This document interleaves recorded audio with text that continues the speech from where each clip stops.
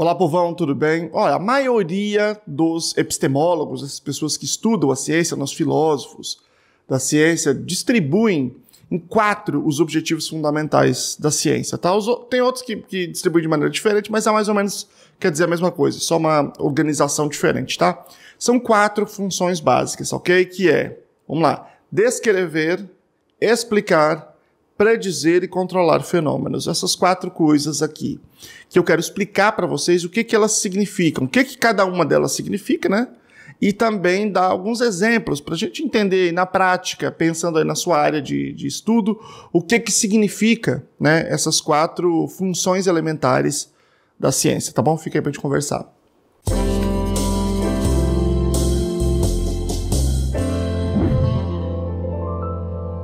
Meu nome é Luciano Lacerda, sou historiador, mestre em História, doutor em Educação pela PUC São Paulo, fiz o pós-doutoramento no Departamento de Psicologia da UFSCar. Eu tenho muito interesse nessa área de metodologia e filosofia da ciência, né? Eu dei aula há muitos anos de metodologia, dou aula ainda, né, de método científico.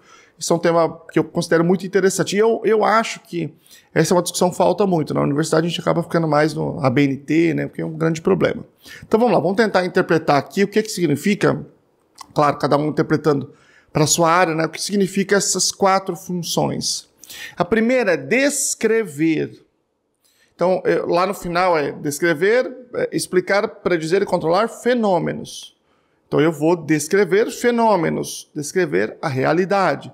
O que é descrever? Simplesmente a gente observar alguma coisa e trazer isso para uma escrita, fazer uma elaboração escrita sobre o que a gente consegue observar da realidade. Essa observação, ela pode ser feita diretamente, claro, né, pelo nosso equipamento sensorial direto, ela pode usar equipamentos, né, como, por exemplo, muitas áreas da ciência precisam usar equipamentos sofisticados para observação do espaço ou de micro-organismos ou outras microcoisas, né? Então você tem a descrição como um objetivo fundamental. Quero descrever o que acontece em tal circunstância, em tal contexto, em tal lugar, em tal, sei lá, eu simplesmente vou descrever. Quando eu estou dizendo simplesmente, eu não quero dizer que esse é um ato neutro. Por quê? Porque aí é um risco muito grande quando a gente fala de descrição, da gente interpretar dessa forma, né? Que é uma perspectiva positivista da ciência, né? Que a realidade está aí e o cientista só descreve, então ele é um ato neutro. Um ato que ele não participa como sujeito. Na verdade, quando a gente vai descrever a realidade, quando a gente vai observar alguma coisa, a gente já fez, em parte, essa decisão. Porque a gente está observando alguma coisa e não outra coisa. A gente optou por observar alguma coisa. E isso responde a uma série de interesses, de perspectivas, de formações individuais, né? Por que tem mais pessoas agora, por exemplo, observando interações de gênero masculino, feminino e outros gêneros? Porque essa é uma pauta da nossa sociedade. Você não tem esse mesmo esforço de observação deste fenômeno 50 anos atrás, porque não era uma pauta relevante ali naquele contexto para aquelas pessoas. Aquelas pessoas que viviam lá naquele tempo, né, embora pudesse ser aqui em termos de lugar, poderiam ser pessoas arrojadas, poderiam ser pessoas desprendidas de quaisquer preconceitos, mas essa não era a pauta, ou pelo menos em relação àqueles preconceitos que já estavam ali descritos, né, eles não o tivessem. Não era essa a pauta fundamental, poderia ter algumas pessoas, mas não era a pauta larga como da nossa sociedade. Então nós somos claramente frutos do nosso tempo, frutos da nossa cultura, né? Frutos do lugar em que a gente está. Isso que é a interpretação correta, né, da história do lugar de fala, né? Ou seja, não existe alguém que não tem um lugar de fala. Todo mundo tem o seu lugar de fala, e esse seu lugar de fala é um elemento de análise do que você faz enquanto pessoa, inclusive enquanto cientista. Então a gente observa a realidade, a gente observa certas coisas e não outras. A gente tem os nossos objetos de estudo, de observação que são prediletos na nossa vida por qualquer motivo, né? Eu, por exemplo, quando eu comecei a me tornar um pesquisador, eu tinha um objeto fundamental que era a religião. Esse era o negócio. Eu queria entender renovação carismática, teologia da libertação, também o fenômeno das igrejas evangélicas, né, o crescimento. Então, publiquei muitas coisas, estava interessado naquilo, dormia pensando naquilo, lia sobre aquilo, escrevia sobre aquilo. É isso que eu estava observando. Esse era o fenômeno fundamental.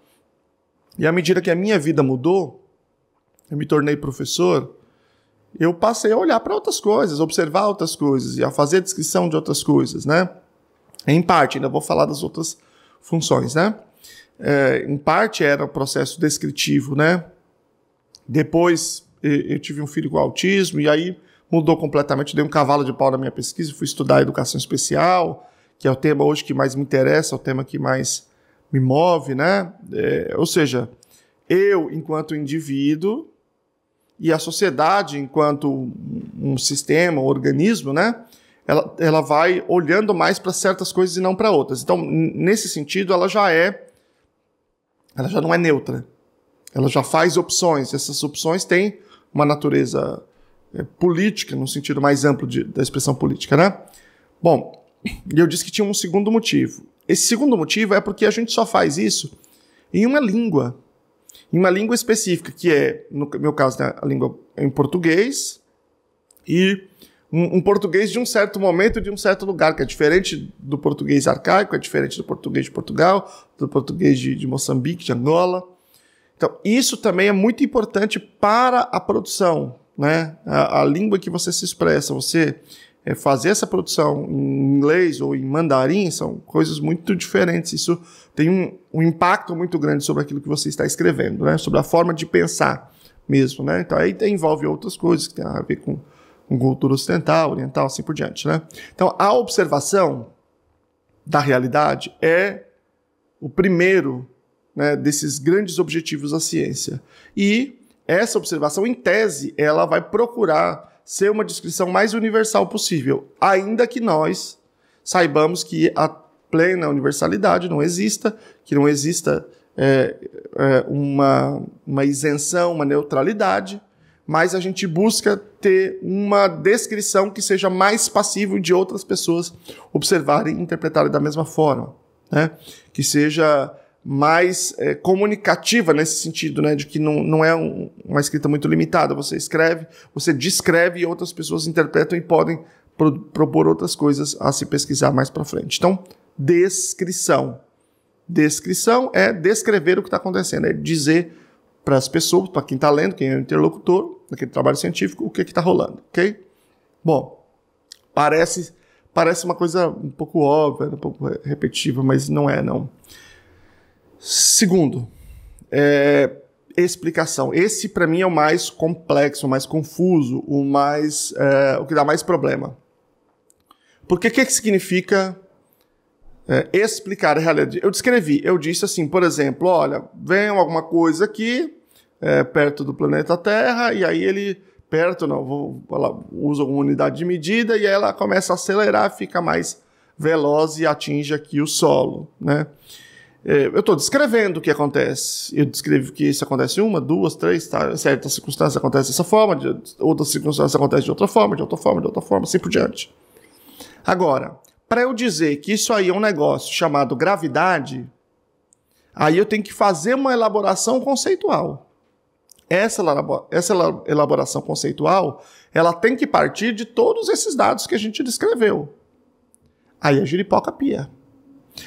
Você tem, por exemplo, a explicação lá do Newton, você tem a explicação do Einstein. Num certo momento, a explicação do Newton era a que mais tinha concordância com os dados que havia disponíveis naquele momento, né?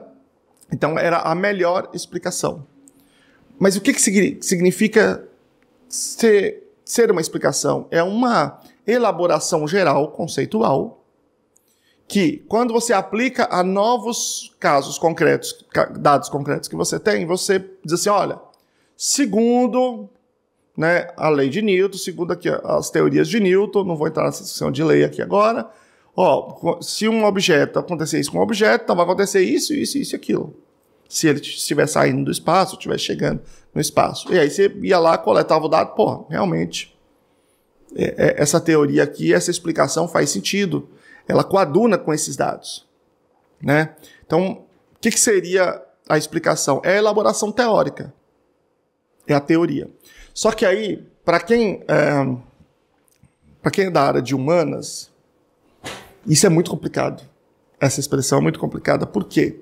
Porque na área de humanas, nós aprendemos uma tradição muito errada, porque existe um impacto da pseudociência muito forte nessa área, de que teoria é discurso que não tem nada a ver com a realidade. Isso é um grande equívoco. Então, quando você tem um experimento, você tem um dado, e você está analisando aquele dado, ali você tem uma ciência empírica, digamos assim. Quando você vai falar um negócio que não tem nada a ver com a realidade, aí chama isso de teoria. E não é isso que é teoria. Isso não é teoria, não do ponto de vista científico, né? Talvez do ponto de vista... eu poderia chamar, talvez, de uma teoria filosófica, se ela tiver essa natureza. No campo da filosofia é uma outra coisa, né? Agora, no campo da ciência, então, lembrando, né? Filosofia não é ciência. Ciência é uma coisa, filosofia é outra. Tá? Tem um conhecimento filosófico, conhecimento científico, conhecimento religioso, conhecimento do senso comum, mas é outro tipo de conhecimento.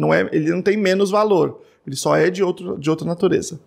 Bom, mas essa tradição em humanas é muito forte, a ideia de que teoria é discurso sobre a realidade.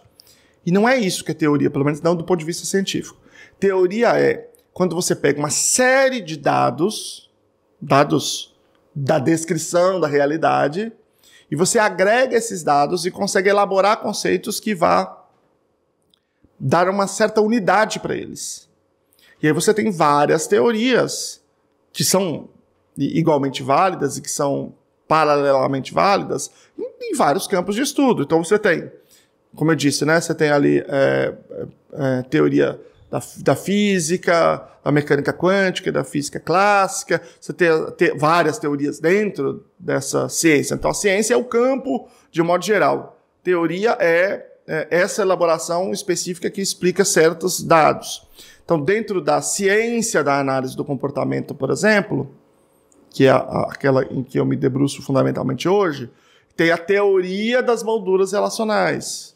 Ou seja, ela explica um conjunto de dados sobre o pensamento complexo, o pensamento humano. Então, eu tenho lá a teoria de outra coisa, sei lá, de equivalência de estímulos, que está dentro dessa teoria aqui também, né? Então, a gente pode ter várias teorias do comportamento respondente, que vai explicar lá outras coisas, né? Eu posso ter muitas teorias. Então, a teoria ela não pode ser uma coisa que carece de dados. Se ela carece de dados, ela não é teoria, ela é uma hipótese. Ela é uma proposta. A gente chama de teoria quando ela é capaz de explicar um conjunto robusto de dados.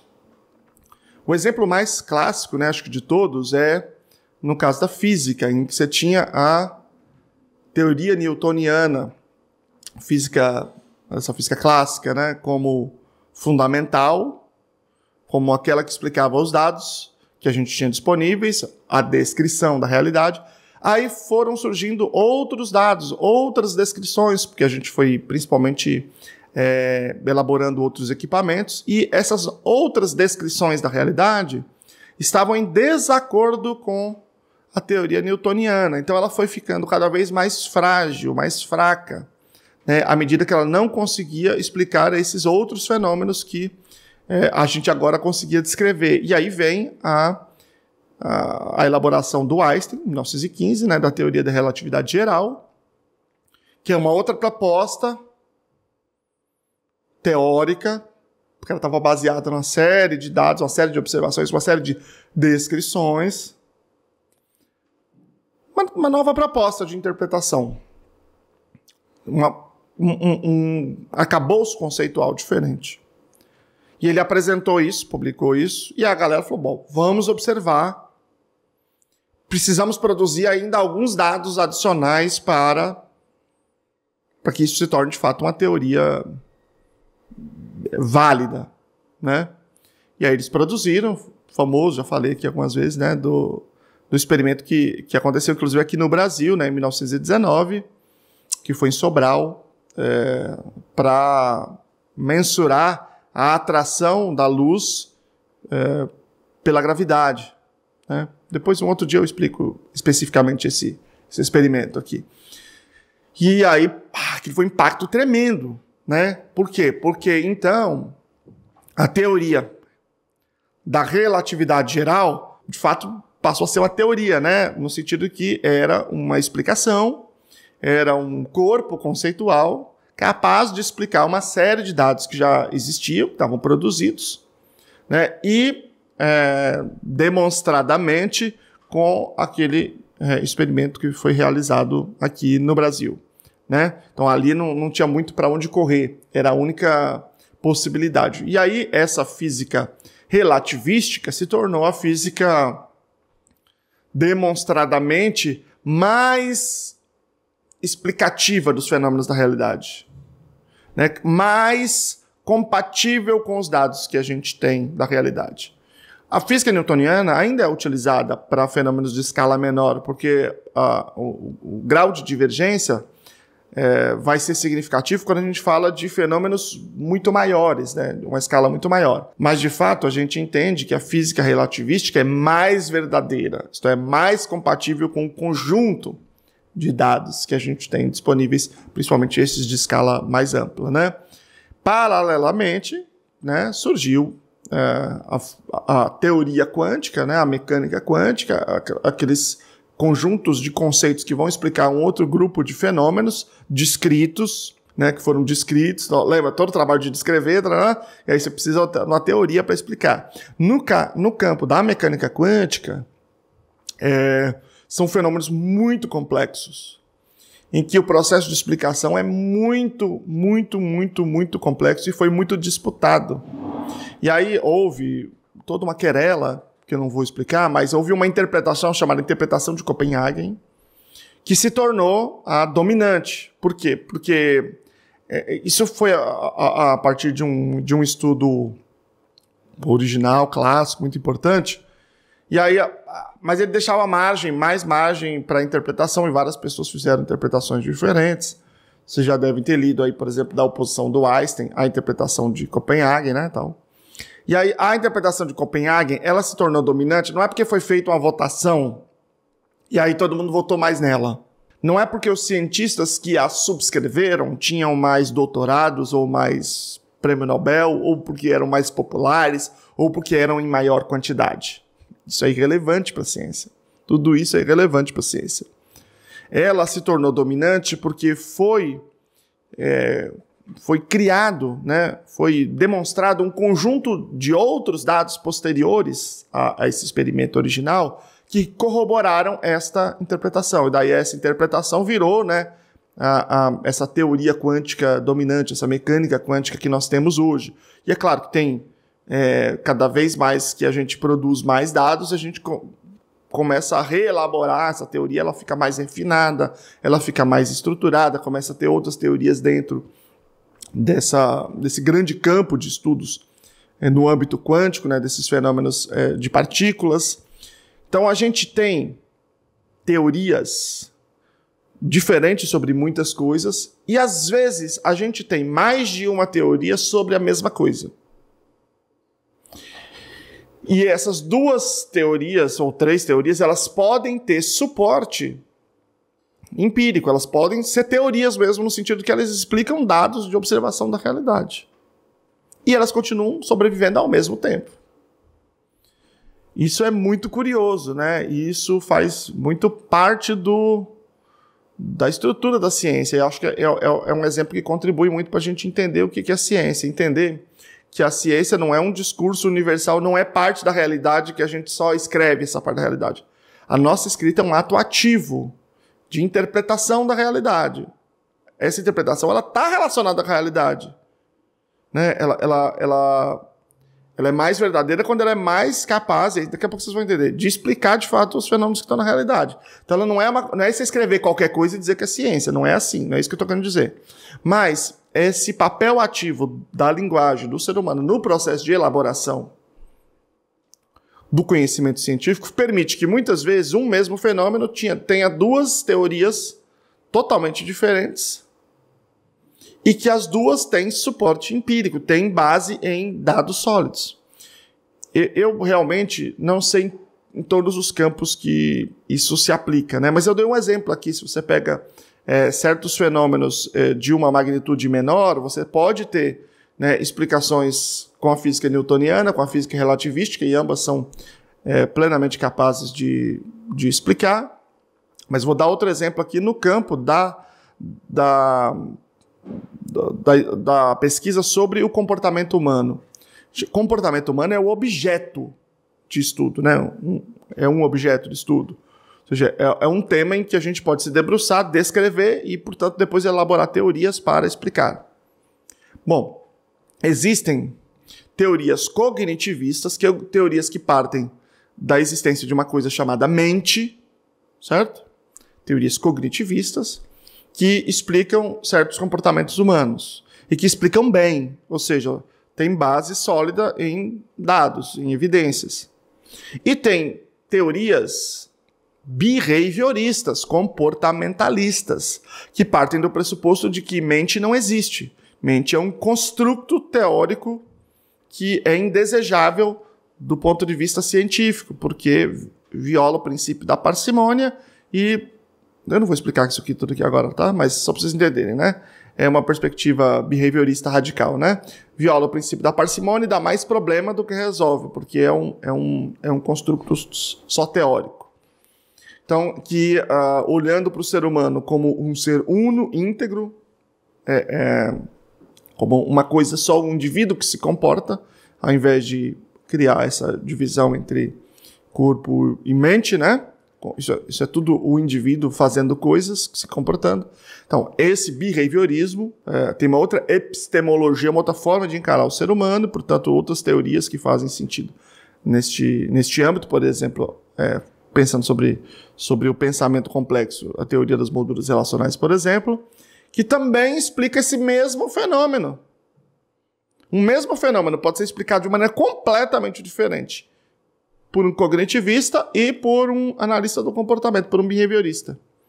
E ambos estarem bem solidificadamente amparados por dados empíricos. Pode ser que no futuro, quando a gente tenha melhores descrições mais apuradas, uma ou outra teoria vá se distanciando mais desses dados e perca a relevância? Pode ser. Acho até que é provável. Eu só não sei dizer qual, né? Mas é possível. E acho que é provável. Talvez as duas também, né? Surja outra coisa que, inclusive, possa sintetizar essas duas visões. Bom, isso é a explicação. Agora, só tem uma coisa interessante aqui sobre a explicação, só uma pontuação. Existem várias correntes filosóficas, né, na ciência, mas, marcadamente, tem duas básicas, né? Os realistas, que entendem que a realidade existe, e os pragmatistas, que entendem que a realidade pode ou não existir e a gente não pode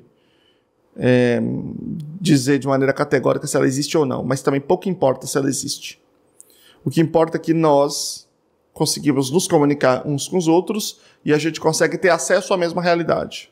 Ela pode ser uma simulação, ela pode existir, tanto faz, né? Então, se eu vejo o mesmo que outra pessoa vê, se eu coleto os mesmos dados que as outras pessoas sobre a realidade, não me importa falar sobre se a realidade existe ou não. Não é o meu objeto. Então isso é mais ou menos o pragmatismo. Está sendo bem grosseiro aqui. E dentro do pragmatismo, aqui pensando no behaviorismo radical, né, que ele é um funcionalista, a explicação ela não está dizendo o que causa o quê. Veja, quando eu estou dizendo, assim, por exemplo, que você tem uma massa grande, e aí você tem as ondas gravitacionais, né, pensando na física aqui, e aí outras massas aceleram contra essa massa, em relação a essa massa, né, por exemplo, alguma coisa que está perto da Terra, e aí a massa acelera em direção à Terra, que eu posso dizer que eu tenho uma aceleração em relação à Terra em função de massas e dessa distância, etc. e tal. Então eu posso dizer que isso é uma relação funcional, que se existem essas circunstâncias, então acontece aquela outra coisa. Mas o que faz a outra coisa acontecer? Ou seja, a expressão causa não é uma expressão que possa ser usada. Por quê? Isso eu acho que merece um outro vídeo, tá? Mas só falando rapidinho aqui, depois eu aponto, que aí depois eu trabalho mais sobre isso. Porque eu não posso dizer que uma coisa causa a outra, porque se eu tiver de dizer que uma coisa causa a outra, eu tenho que dizer como. Aí você vai dizer, porque distorce o espaço-tempo, então essa distorção empurra. Mas por quê? Por que isso acontece? Porque essa pergunta, porque ela não tem fim. Ela não tem fim. Ela no final das contas, ela vai ter que ter uma resposta que não é do campo da natureza. Ela tem que ser sobre a natureza, tem que ser metafísica. Se você perguntar por que tudo. Então você simplesmente descreve que, dada essa circunstância, em função disso acontece outra coisa. Esse é o papel da ciência, certo? Só que, para economizar, para eu não ter que explicar o que é a gravidade toda vez que a gravidade acontecer, que é um fenômeno gravitacional acontecer, então eu crio o conceito gravidade.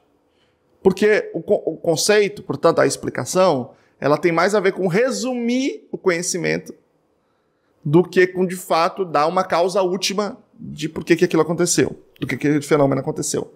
Então, se eu disser assim, olha, o indivíduo se comportou assim, e essa consequência reforçou o comportamento dele, e daí ele se comportou mais assim, eu não estou dizendo por que aquela consequência reforçou o comportamento dele. Eu estou dizendo só que reforçou. Então, eu estou aqui resumindo todo um conhecimento que a gente tem sobre reforço, sobre consequências que aumentam a probabilidade do comportamento acontecer.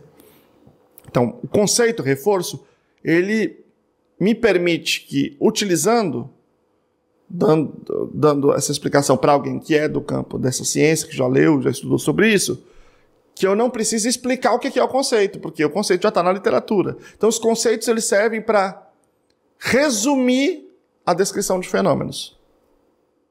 Na verdade, isso que seria a teoria, pelo menos do ponto de vista do funcionalismo do Ernst Mach, né?